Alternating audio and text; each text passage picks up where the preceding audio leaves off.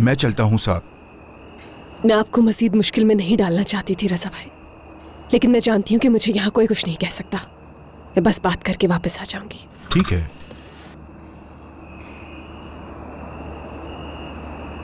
आज जो आपने किया है मैं कभी नहीं भूलूंगी। मैं यहीं आपका इंतजार कर रहा हूँ। ख्याल रखिएगा अपना।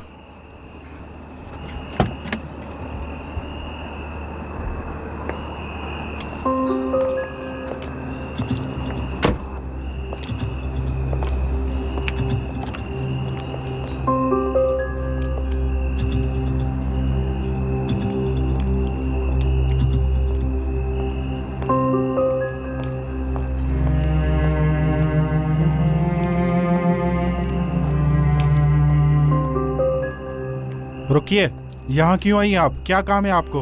मैं रेयान शादुलो, नसु शादुलो की पोती, यहाँ पर आगा साहब से मिलने आई हूँ।